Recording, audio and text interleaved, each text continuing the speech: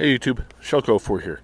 So I took my AR pistol out the other day for the first time and shot it, and ran into some short stroking situation. And at first I was a bit panicky, but I've done some research, and I want to share with you what I discovered and my course of action. And I'll do a follow-up video in a couple of days once parts have begun to arrive. But here's what I noticed. First off, it's not the magazine. And hang on, let me.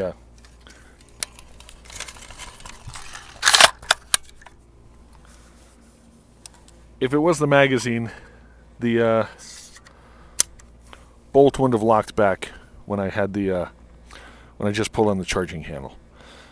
So eliminating the bolt catch and the magazine. There you go. So we're not short stroking on that. Now, the other interesting thing is that I realized or discovered, or figured out actually, that my rounds are ejecting in about the 4 o'clock position, which is pretty much right where you want them. So I don't think that's the issue. I think the rounds are okay. And here we are, we're using a 10.5-inch barrel.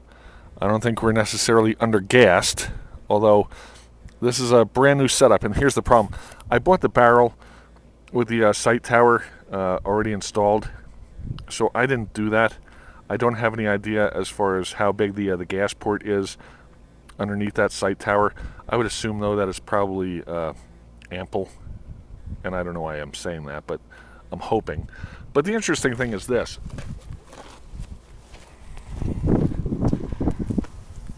You can see we've got slight gas leak there, and it's also on the other side, trust me. Now, the thing is, I don't necessarily want to get involved in unpinning this and taking it off. I don't know if I even did that, what I'd be able to do as far as sealing that. Now, here's the thing. I've seen some people lay something on that edge. I've seen them lay like thread lock, and I've seen them lay high temperature RTV. And I'm thinking about going that route, and I want some input on that. And here's the thing. I would be comfortable going that route and laying in some like red thread lock, because the stainless steel barrel at this moment is it's not too stealthy. So at some point I'm probably going to take the hand cover or the handguard off, and maybe the flash device, and paint this whole thing with high temperature flat like barbecue paint. I'd be comfortable with that. I don't need necessarily, it can all be black is what I'm saying.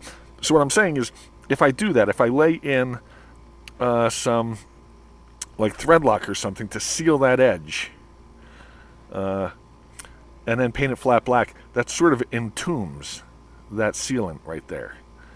And I'm hoping, or would hope, that between doing that and painting it and firing it a couple more times. I've only put 15 rounds through this thing, but firing it a couple of times, maybe the carbon would build up on the inside.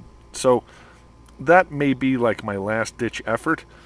But what I discovered is that I have a very light buffer. I have a 2.9 ounce buffer, and some people have said that that's basically what you want. It's a carbine size buffer, which is the right thing. However, I took it out and measured. I also have an 11.25-inch long spring. So that falls closer to rifle length spring.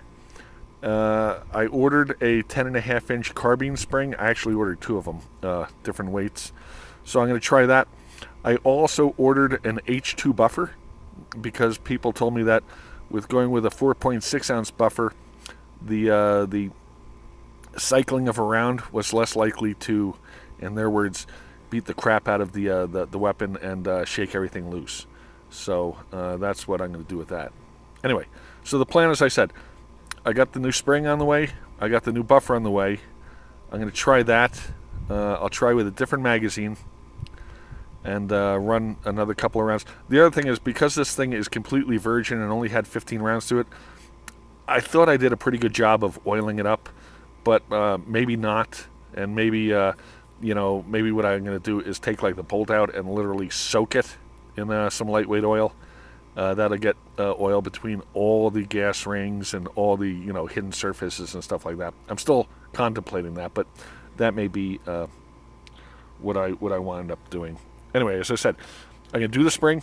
I'm going to do the buffer, different magazine, test fire it, and then I will do a follow-up video.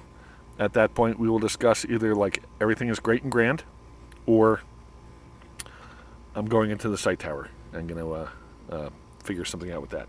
Anyway, if you have any questions or comments, I'd really actually love to hear from you, because I want this thing to be reliable and don't want to screw it up. Oh, and if I can say one last thing to confuse the issue, I also have a 300 blackout upper that's slightly shorter that I'm going to put on this. So in addressing my short stroking issue with the springs and buffers and what have you, I've got to do so keeping in mind all the time that the uppers will be getting swapped out. Anyway, that's neither here nor there. Questions, comments, please feel free to leave them below. Otherwise, we'll talk to you later. Shelka04 out. Thanks, bye.